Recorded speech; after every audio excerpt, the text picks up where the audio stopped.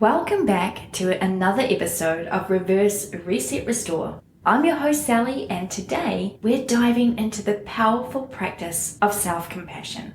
This is a topic that's close to my heart, especially during World Wellbeing Week, as we reflect on our habits and make positive changes to enhance our overall health. Let's get started. Change comes from within.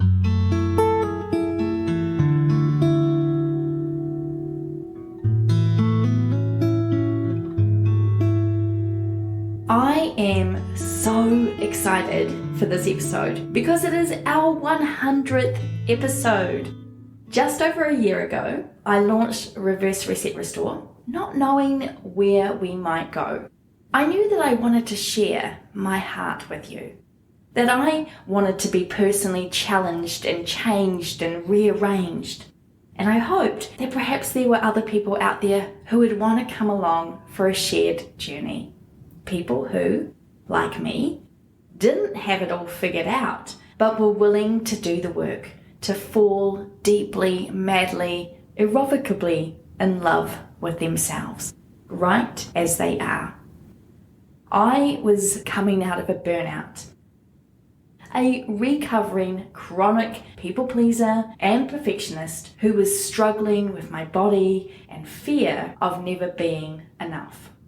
Some of our topics haven't always been easy for me to talk about. I've struggled with imposter syndrome and my deeply rooted fear of rejection. I have to be honest and say at times it's been disheartening to see so few of my friends support this podcast, which of course is like my baby.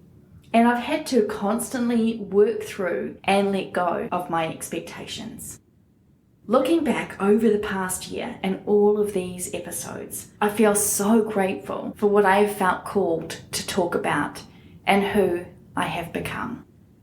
In the past 99 episodes, we've looked at different ways our bodies work. I ran a 31 days of self-care program for Mental Health Awareness Month and a 25 days of affirmations in the lead up to Christmas. I've done book reviews as part of my Foundation Friday monthly episodes, sharing the books that have been foundational in my change journey. We've looked at our self-sabotaging behaviors, run a series on the various ways cortisol impacts the body, and delved into the Shakespearean monologue, All the World's a Stage. We've talked about loneliness and self-hatred and our thinking patterns and belief systems, and even vermicious canids. Today, we are dropping episodes 100 and 101. 101 is day 2 of a 7-day program for World Wellbeing Week. And it beautifully complements this 100th episode where we're talking about self-compassion. Episode 101 is about self-care rituals. This is by happenstance. I didn't plan it that way consciously. But isn't that the beauty of our minds when they work so magically like that?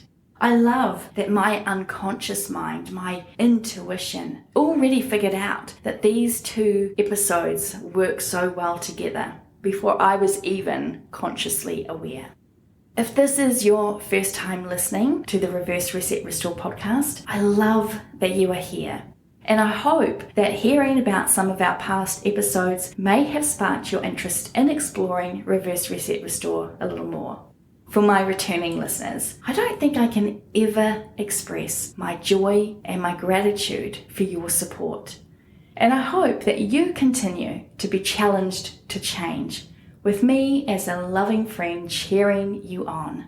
Okay, enough of the gush. Let's get into today's topic. Today, I want to talk about a subject that I have not been practicing for all that long. Self-compassion. I don't know whether it comes from being the oldest grandchild or that I am a recovering perfectionist and people pleaser. I don't know if it's something in my very nature, or perhaps because being raised in a church where giving to others was a sacrifice we willingly made.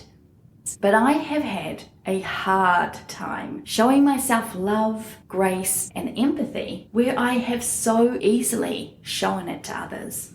I've spent years in the sick carousel cycle of self-hatred that there was no room for self-compassion. My chronic body pains became a vehicle for me to hate myself. My negative self-talk gave way to ideas to even end my life because I would convince myself that I never truly mattered to anyone. And when you are in that headspace and belief system, it's not only lonely, but very damaging. I've done a lot of work over the past several years dismantling the self-destruct buttons I'd built for myself, and it's taken a long time to realize that my healing would only come from my self-acceptance and learning to love myself completely as I am, physically, mentally, and emotionally. Self-compassion is a big part of this learning curve. So let's get a better understanding of what self-compassion is. Self-compassion, as defined by Kristin Neff, a pioneering researcher in the field, is composed of three main elements: self-kindness, common humanity, and mindfulness. Self-kindness involves being warm and understanding toward oneself in times of suffering or failure, rather than harshly self-criticizing. Common humanity recognizes that suffering and imperfection are part of the shared human experience, fostering a sense of connection rather than isolation. And mindfulness involves holding one's experiences in balanced awareness, neither ignoring nor exaggerating them. Together, these elements form a compassionate response to one's own pain and challenges. As Kristin Neff says, I found in my research that the biggest reason people aren't more self-compassionate is that they are afraid they'll become self-indulgent. They believe self-criticism is what keeps them in line. Most people have gotten it wrong because our culture says being hard on yourself is the way to be. I got goosebumps the first time I read that quote. I think I am one of those people that got self-compassion confused with self-indulgence, or in my own words, selfishness. Selfishness has always been a word with negative connotations for me. It's meant self-centered and self-focused to the detriment of others. And looking back, I see where I believed being self-critical was keeping me humble, when in actuality, it was keeping me in an unhealthy, unsustainable, and toxic relationship with myself. Let's talk about how we can overcome these barriers, but first, we need to recognize them. If you're like me, you might have unwittingly created obstacles to practicing self-compassion. Some common obstacles include self-criticism, perfectionism, and feelings of unworthiness or inadequacy.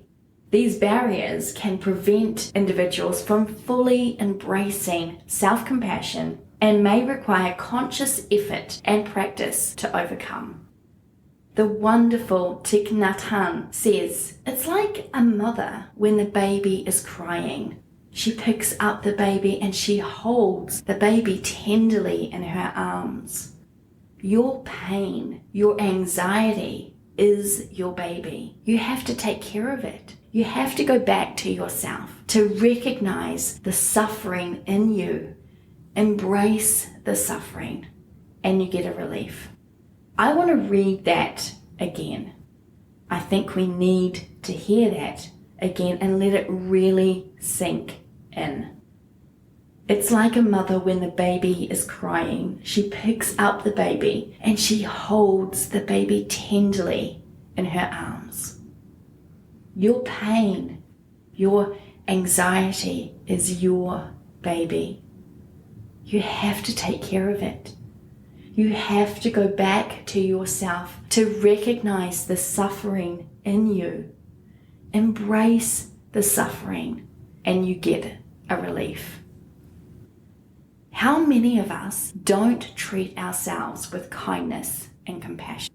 How many times have you withheld self-compassion because of this weird expectation or belief system that we've developed that told us we deserve the pain we experience simply because life?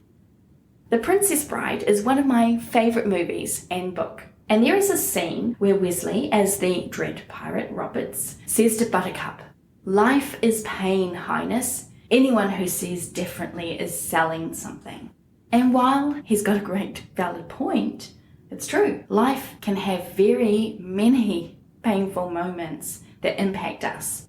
We certainly don't have to hold that as the only truth, or accept it as the way to exist and do and be in our lives. And at the very least, knowing that life is pain, why do we choose to add to it by not showing up for ourselves with self-appreciation and kindness? And why do we mock people who practice self-love or remain open and authentic to expressing their emotions? Why do we think stating things like harden up or get over it, or even the colloquial she'll be right, is more appropriate than allowing someone to be vulnerable and brave and then teach them how self-compassion is a badass superhero strength? We need to start holding our babies a lot more and giving them that love and that protection.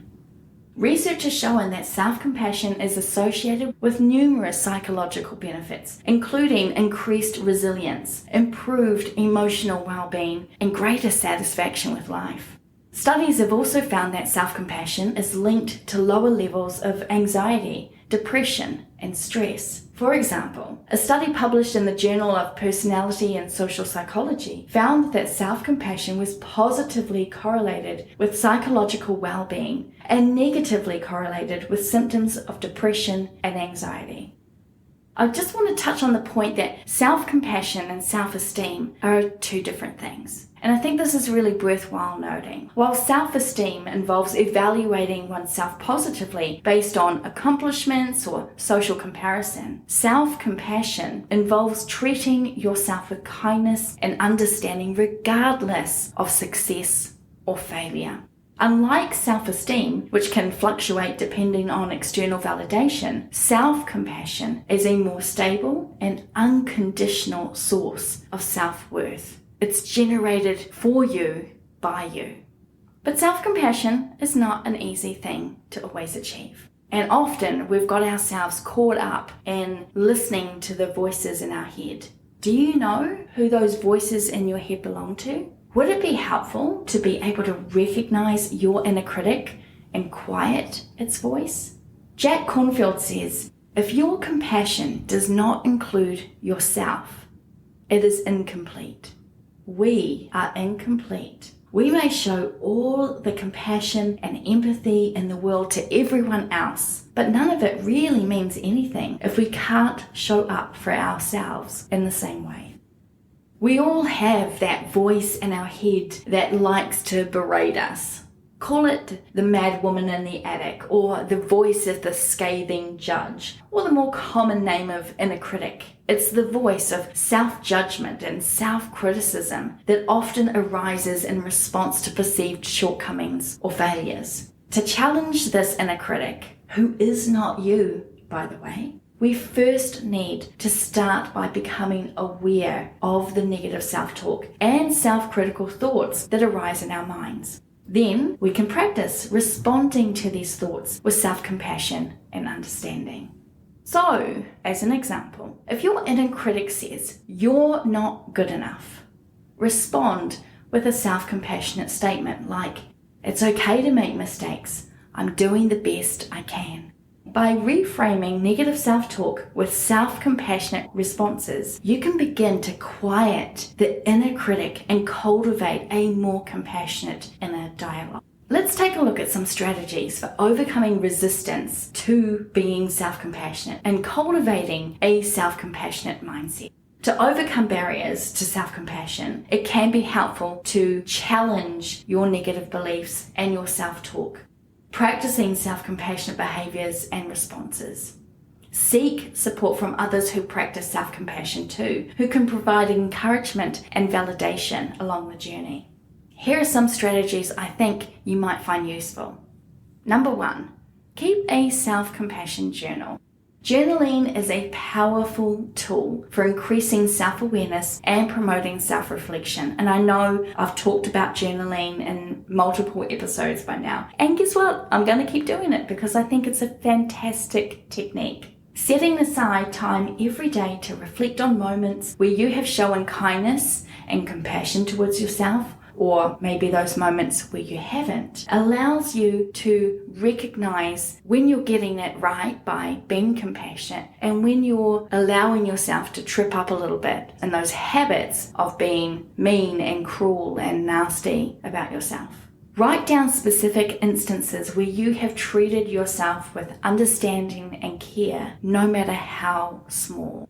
I encourage you, if you're going to do a self-compassion journal, to really try to focus on the good moments of catching yourself doing the self-compassion rather than focus on all the times that you don't. Our brains have this amazing capacity to hone in on what is called the negativity bias. We're always constantly looking for things to go wrong, and that's a part of our makeup to protect ourselves. What I'm encouraging you to do here is focus on when things go right, or focus on those moments where things haven't gone well, but you've chosen to speak to yourself with love and grace and compassion. The second technique I think you should try is affirmations. If you're a regular listener, you'll be like, yeah, Sally, we get it. We know you like your affirmations. Creating personalized affirmations for self-compassion can be something that can be really helpful when you're trying to deprogram your default mindset that is focused on when you've stuffed up or got things wrong or you felt like you've failed. Affirmations are positive statements that can help reinforce self-compassionate beliefs and attitudes. By creating them to be personalized to you, they'll resonate with you. They'll make sense to you. They'll make you feel something. They'll activate your mind, your body, your emotions all together. And that's a very powerful healing source that you can use.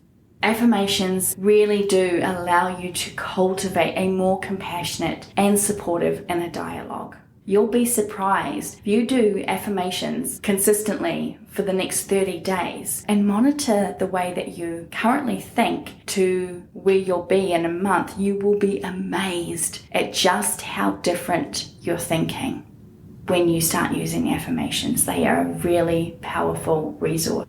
Number 3, as a strategy for you, is incorporating self-compassionate activities into daily routines. And this is kind of where our next episode is going to talk about self-care rituals. So self-care practices are essential for nurturing physical, emotional, and mental well-being.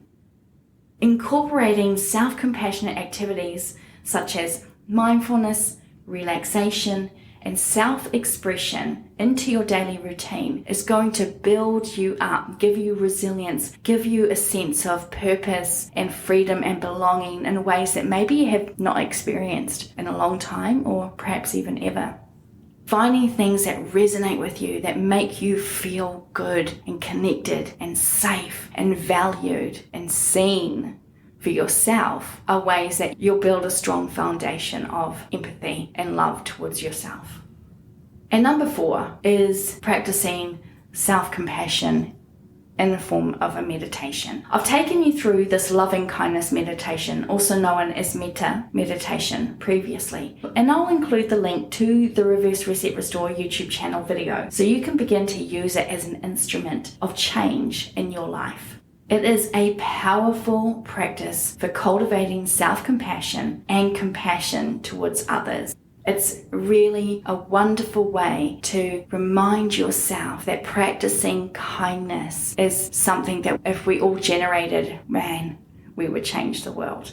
So repeating phrases of loving kindness directed towards yourself and others. And these phrases are really simple but powerful. May I be happy. May I be healthy. May I be safe. May I live with ease. The role of self-compassion in mental well-being and resilience cannot be overstated.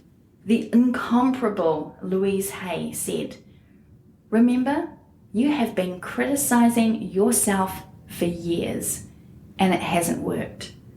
Try approving of yourself and see what happens. Research has shown that self-compassion acts as a buffer against stress and adversity, helping individuals cope more effectively with life's challenges. By treating oneself with kindness and understanding, we can develop greater emotional resilience and bounce back more quickly from setbacks and failures. Numerous studies have also shown that self-compassion is associated with lower levels of anxiety, depression, and psychological distress. When we cultivate self-compassion, we reduce our negative emotions and improve our overall mental health and well-being. Self-compassion is not only beneficial for ourselves, but it also helps us to foster healthy relationships with other people. When we practice self-compassion, we cultivate greater empathy and understanding and compassion towards other people too, leading to more fulfilling and harmonious relationships. I think a great example of this is when we've got parents perhaps that maybe have been toxic, painful experiences. To offer them compassion seems an impossible task. And you might be quite resistant to me saying this even because you'll feel like you're justified in your resentment because of the pain and the torture and the toxic nature of your relationships in your childhood, essentially. But I want you to just consider for a moment, one of my biggest expressions I use a lot is hurt people hurt people. And sometimes people operate out of their wounds and their hurts and their own trauma or their generational trauma. And they don't even understand it or see it. But when we're on an awareness journey and we are opening ourselves to understanding who we are authentically, and we practice self-compassion, often what happens is that you have to drop the resentment because it's a glaringly obvious thing to recognize, oh, maybe that person or that situation, it was terrible, but they were acting out of a place of pain, out of hurt. Because hurt people hurt people. And if I can offer myself some love and self-compassion, then perhaps I can say, I don't understand and I don't accept, but maybe I can just give them a little love and compassion and recognize that hurt people. And that hurt can stop with me. And it stops with me when I release my resentment and the pain that I've experienced at the hands of other people. And this is not to negate your very real pain and trauma, my love. I'm just asking that maybe you consider, is the resentment that you might be holding on to really worth it? Because what you're doing, you're holding on to that pain. And we want you to hold it. We want you to hold that pain like it's your baby so that you can bring that baby some peace and comfort and then release it so that you can be released and be free. So how else can we cultivate some self-compassion? This again comes back to connecting to other people. By building a supportive community of friends and family and peers who value and practice self-compassion for themselves and encourage it in others. This provides us with obviously encouragement, but also validation and accountability in our journey towards greater self-compassion. Curtis Tyrone Jones says, self-love will be the immunity from every infectious community that makes you sick of being who you are. By surrounding yourself with individuals who share similar values and goals, you can create a safe and nurturing environment for personal growth and self-discovery. You'll create a space where you will become immune to the infectious community that makes you sick, that tells you that you're not enough, that suggests that unless you are a perfectionist, unless you stop, drop and roll every time your boss barks orders at you, that you are less than. That is the sickness, that is the infectious disease within our modern community. Self-love is the antidote to that, because self-love says, I'm worth it. I'm enough, just as I am, right here, right now. By understanding the components of self-compassion and cultivating self-compassionate practices, recognizing its role in enhancing our emotional resilience, we can embark on a journey of self-discovery and growth that will take us beyond even our wildest imaginations. Remember, self-compassion is not about perfection. It's about recognizing our shared humanity and treating ourselves with the same kindness and understanding that we would offer a friend. As always, we close out our episode with a quote. This quote comes from Christopher Gurmer. Self-compassion is simply giving the same kindness to ourselves that we would give